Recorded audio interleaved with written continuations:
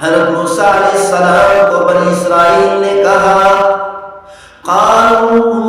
اوذینا من قبل ان تأتینا ومن بعد ما جئتنا،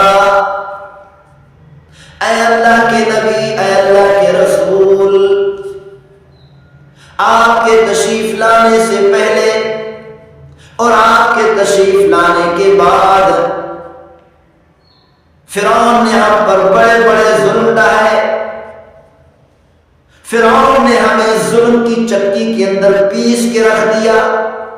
تو موسیٰ علیہ السلام نے اپنی قوم بنی اسرائیل سے فرمایا استعینوا باللہ واصبروا، او بنی اسرائیل کے لوگوں، فرعون تم پر ظلم ڈھا رہا ہے،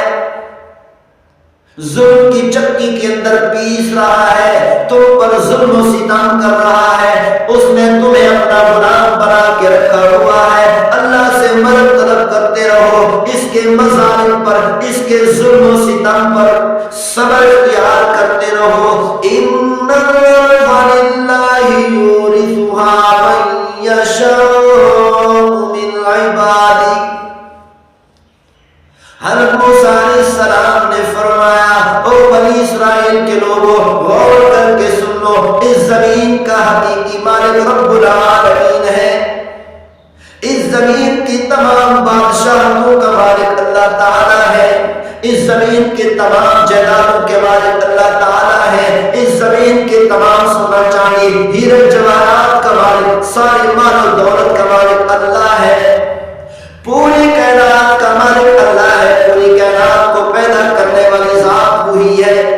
اللہ الذی رفع السماوات بغیر عمد ترونها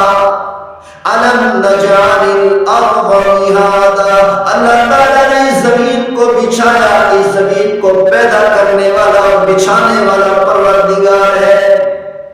اللہ تعالیٰ اپنے بندوں میں سے جس کو چاہتا ہے زمین کا وارث بنا دیتا ہے، جس کو چاہتا ہے زمین کا بادشاہ بنا دیتا ہے۔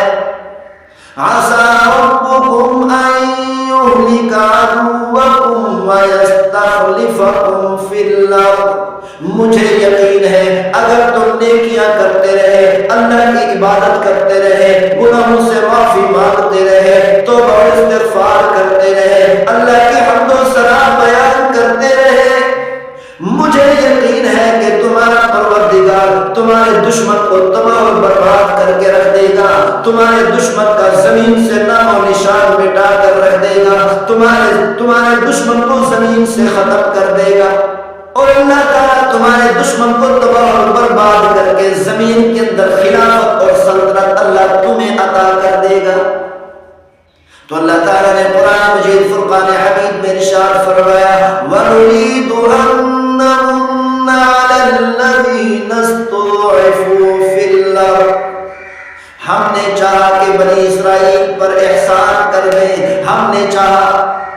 بنی اسرائیل کی کمزوری کو ختم کر دے، ہم نے چاہا بنی اسرائیل کے ظلم و ستم کو ختم کر دے، غلامی کے وقت کو ختم کر دے۔ وَنَجْعَلَهُمْ أَئِمَّةً وَنَجْعَلَهُمُ الْوَارِثِينَ، تو اللہ تعالیٰ نے فرمایا ہم نے فرعون کو زمین کے اندر تباہ و برباد کر دیا، ہم نے فرعون اور اس کے لشکر کو، اس کی طاقت کو سمندر کے اندر غرق کر دیا،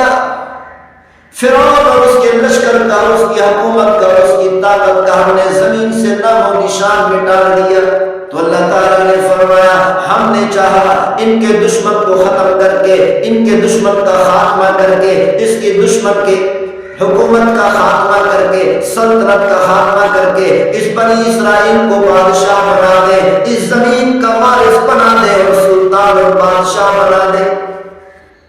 تو اللہ تعالیٰ نے فرمایا ہم نے ان کے دشمن فرعون کو ختم کیا، سمندر کے اندر غرق کیا، اس کا نام و نشان مٹا کر رکھ دیا، اس کی سلطنت کا بھی اور اس کی حکومت کا بھی اور اس کے اسلحہ کا بھی اور اس کے فوج کا بھی اور اس کی طاقت کا بھی ہم نے نام و نشان مٹا کر رکھ دیا۔ اس کی جگہ پر جو کمزور مسلمان تھے، جو کمزور بنی اسرائیل تھے، ہم نے ان کو اٹھا کر اس زمین کا حاکم اور بادشاہ